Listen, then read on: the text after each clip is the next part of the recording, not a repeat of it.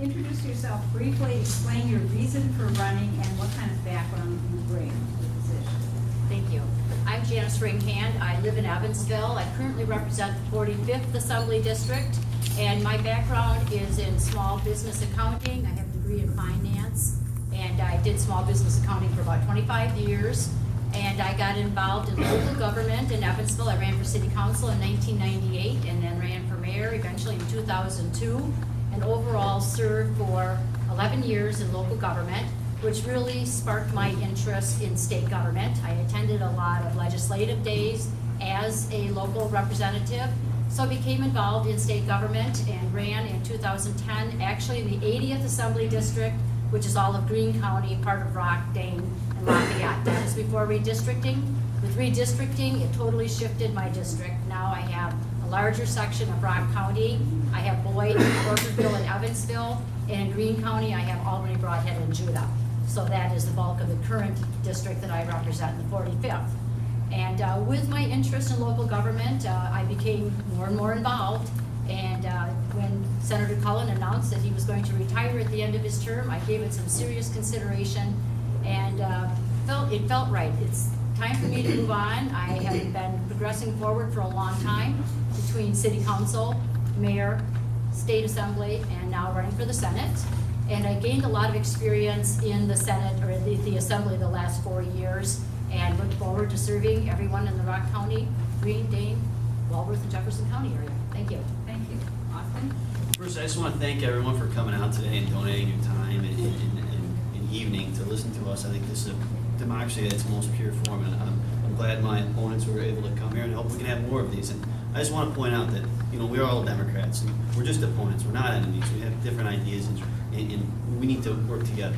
And so, but my background is I'm from Janesville, born and raised. I went to Craig High School, and then I went on to UW-Madison, where I studied finance and accounting. I received a college degree, which is more than our governor can say. And then and while I was in Madison, I worked for Senator Cullen. I worked on finance and education matters. Before then, I managed his 2010 campaign, and when he made an endeavor into the gubernatorial recall, I managed that as well. My background after that is I went and worked for Target Corporation. I did strategic financial planning for them until I got called back to the farm, so to speak. I had to help out with my family's small business. We had some major hurdles to overcome, from refinancing to a fire that badly damaged one of our buildings. I managed that. So I've seen businesses inside and out, in small business, big business. And I'm running because, I care about the people here. The people here are my friends, my family, and neighbors. And that's what I want to look out for. I want to champion their voice, and I want to try and help them, because in the end, people are still suffering from a recession. And that's what I want to put my nose to the grindstone for from day one, to fight for people, to try and find solutions to help people get jobs, to help people get paid better, and to help workers climb out of the recession. And that's kind of why I'm running. Thank you. Mike? Hi, I'm Mike Sheridan. I feel like I'm amongst friends. I know a lot of the people in the room here tonight, and also want to thank you all for being here, and know that you're very concerned about what's going on down here in the Rock County area in the 15th Senate District. I was born and raised in Janesville, Wisconsin, went to high school, Parker High School, and then the day after I graduated, I went to work at General Motors. That's back when you could actually get a job out of high school and get a good family supporting job right away. And that's a big reason that I'm running in this election. Worked 31 years at General Motors, was on the assembly line for about the first 15 years full-time, and then started getting involved in the union.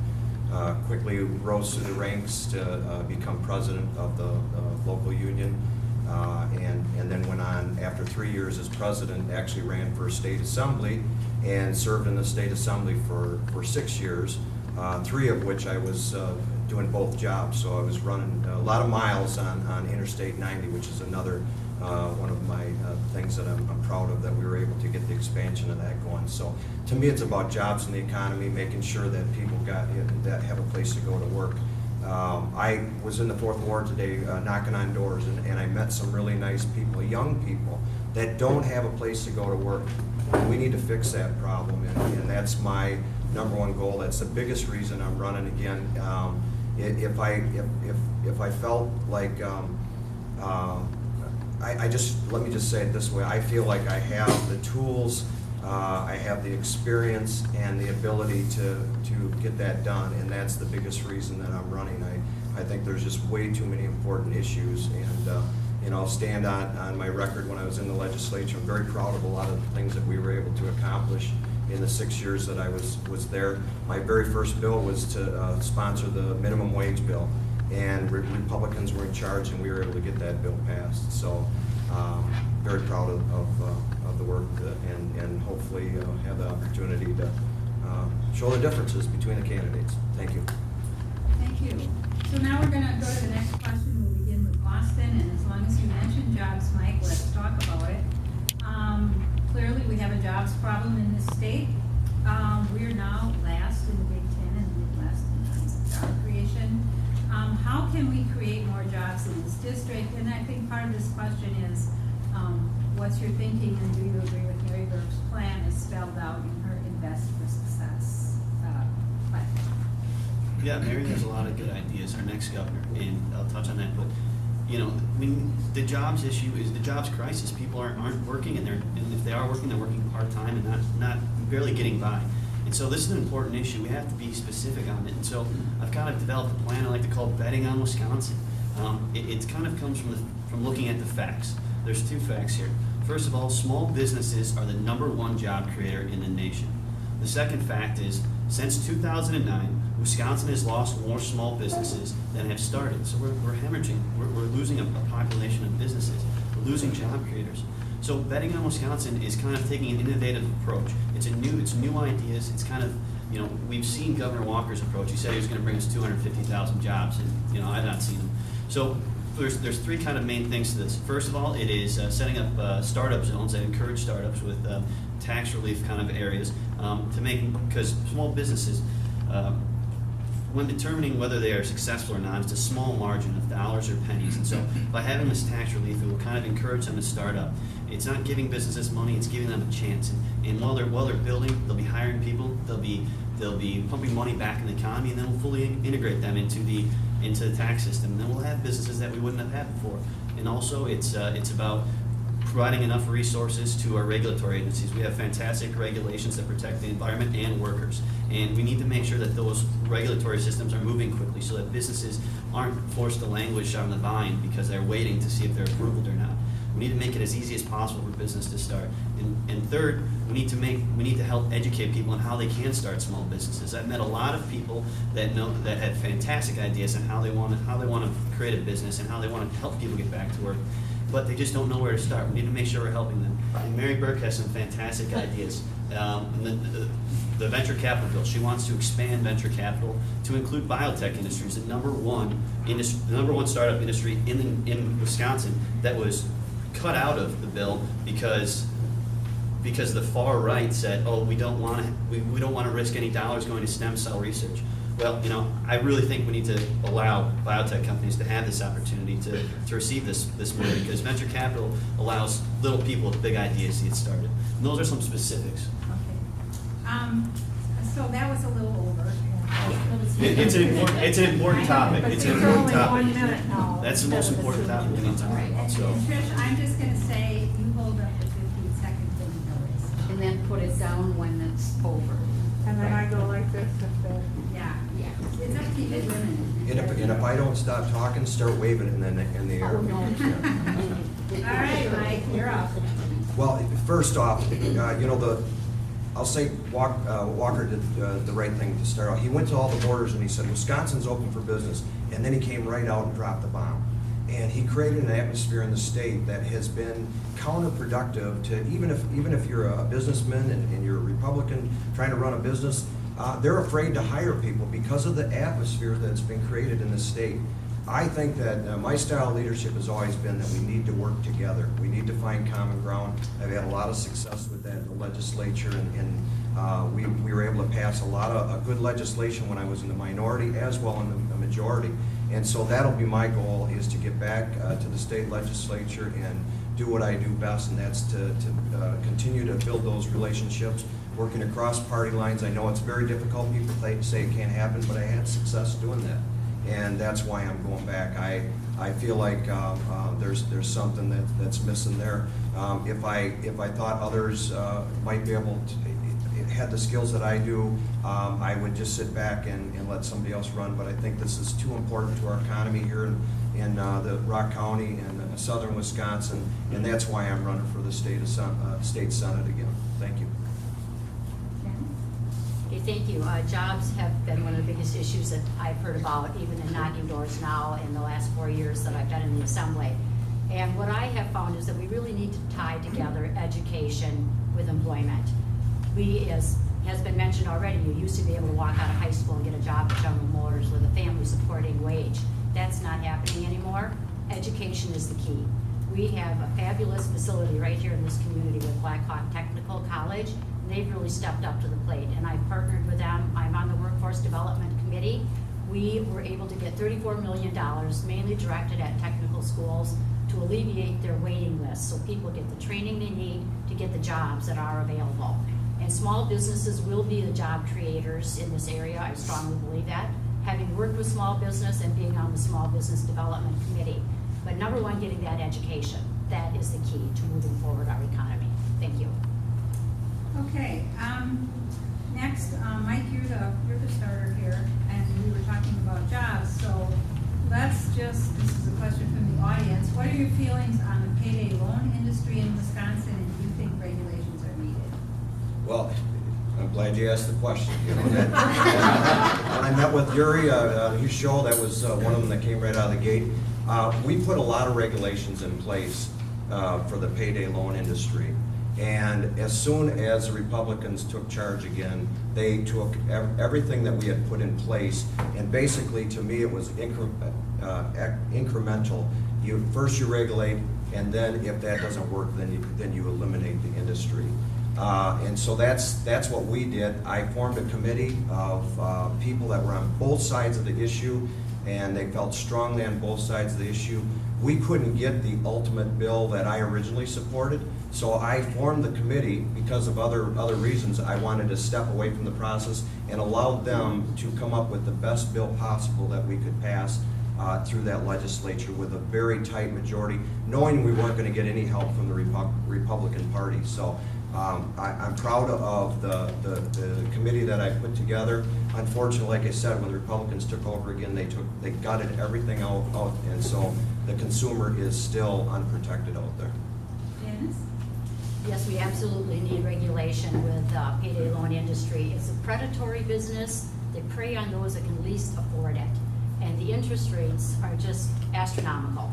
If you borrow $100 this week, by the end of next week, you could owe $400. And the people that least can afford it are the victims of that. So there's definitely a need for regulation. And these people are typically the ones who are unable to get a bank loan because of bad credit history. And so they're forced to go into these payday loan outfits that really do prey upon them and make their life worse instead of better. So we definitely need strong regulations on interest rates and other issues. Thank you. Austin? Let me just be clear about the payday loan industry. These people are scoundrels. They prey on people that are not financially minded, and they're not giving a loan. They're looking at the car in the parking lot. They're not in the loan business. They're in the car business. They want to get your teeth into you and take your car. These are predatory people. They're not good people, and we can't allow them to just run amok in our streets. We need consumer protection. You know, I think there was enough votes there to pass it before. There were 43 co-sponsors of the first bill, the strong cap, and then that one was sent to a committee. Well, it could have went to two committees, and it went to one committee that it could have went to the Committee of Consumer Protection, but it didn't. It went to a different committee where it was clear that it was going to die. And then when the bill was introduced again and it was weak, there was 11 new people that came on and said, I want to introduce a cap on this. So if you do the math there, that's 43 plus 11. There was 54 votes. You know, we should have done it then. We have to do it now. We can't allow them to prey on the people who can't afford it most when they're in the most dire straits. And it's just something that just really gets me infuriated. Okay, we're going to begin with Janice again, and we're going to go back. You mentioned education, so I wanted to bring that up again. Public school access has always been considered the basis of a truly democratic society, which is something that Thomas Jefferson was very clear about way back when he did the Louisiana Purchase. However, over the last couple of years, we have witnessed that weakening of public education and its teachers, the shifting of many state dollars to charter and/or voucher schools. What is your thinking on this? And part of this is, are we heading toward the privatization of public education in this state, and what can we do? I think that there's a faction up in Madison that definitely would like to have privatization of public schools for voucher schools, and I disagree with that. I fought vehemently against vouchers in the city of Beloit that I represent. They were designated as one of, I believe, 9 schools that were failing, even though they just passed about a $70 million referendum to improve their buildings. So there was a real battle going on there. And they are not a failing school. They've got some really fantastic programs going on within. People just weren't aware of it, and they were measuring by the wrong standards, I believe. And I don't believe that vouchers are the answer. They've been in existence in Milwaukee for many, many years. People in Milwaukee think they're great in some areas. However, the schools are not accountable. And that is the biggest problem for me. If you're using tax dollars, you need to be accountable. And these vouchers are taking money right off the top of our educational program. And I could go on forever, but my time's up, sorry. Thank you. Austin? So you're right, I think it's a scary thing that we're moving towards privatization of our education system. The voucher experiment has failed. We've seen it statewide. I know, Janis, you said you're in support of keeping it in Milwaukee, but I think we gotta get rid of it statewide. You know, it's draining resources. We have a small stream of funding that comes to the state to help school districts. And that stream is getting fragmented by these voucher schools. It's getting fragmented by unfunded mandates. We have to work to close up the voucher school experiment. And if we can't stop it, we need to wrestle the cap back on it to stop the enrollment from opening up to the entire state. It would just be devastating to our public school systems. And then at the very least, we have to have accountability measures. We have to know where our public tax dollars are going. If they're going to be used in a private school setting, we should have that, right? And I think once you do put everyone on an even playing field, you'll see that we have a fantastic public school system, and it will come out ahead. We have the best educational system in the world. My friend Steve Flood is here tonight, and when he joined the military, he talked about going down and boot camp and started and meeting people from other states, and realized how much he appreciated the education he got here in the state of Wisconsin. Our system is not broken, and to start a whole new system, and it's my opinion that this is just a payback for people that have supported the other party.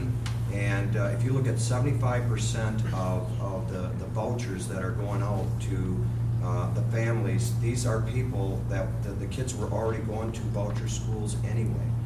They're people that are affluent, that don't need that extra tax break. And where did that money come from? It came from the teachers, the public school teachers. It came from the public workers. You know, you look at the amount of money that they're having to pay extra now, and how much of political payback it was for people that send their kids to voucher schools. So I think that it's out of control. We need to support public education. Thank you. Along the same lines, what I'd like to next have us talk about is the incredibly negative attitude toward teachers and state workers in this state. I was at a meeting last night where there was so much anxiety and depression and such a strong sense of teachers leaving the school systems because of those created attitudes. So my question is, what do we do about that? Starting with you, Janis. No, that was That's Austin. I We're just starting with Austin. don't want to go out of turn, so. Yeah, no, I think it's terrible. I mean, we just basically waged a war on public sector workers, and, you know, Governor Walker took out a baseball bat and broke the back of teachers. You know, these people are what make our society great. A strong education system directly gives us a strong democracy. And, you know, my sister's a teacher in Beloit. I've heard about it. It's a struggle. And I have a lot of friends that are graduated from college, and, you know, they're not even going to come to Wisconsin. They're going to go somewhere where they know that their teachers, you know, are appreciated. And that's the future of our system. Our future of our system is going down here because we're losing all of our great talent. A lot of talent's leaving. So I think you got to work to restore public sector workers' rights. You got to repeal Act 10. Let's start there. You got to repeal Act 10. And if you can't do that, I think you got to start chipping away at it, and giving them a cost of living adjustment each year that is a cost of living adjustment, not just a tiny, tiny pebble. I I just got a notice that you all are hard to hear because of the air conditioning. I don't know if that's working or is that your microphone? I don't think we have an application, but I Okay, think so- this is just, Speak up. I'm not even sure this is on. is that for your camera? No. Oh, okay. Oh, it's just recording. I hope I didn't just turn it I think off. you reset it, so I don't know if you, all might be lost there. Whoever that was, sorry about that.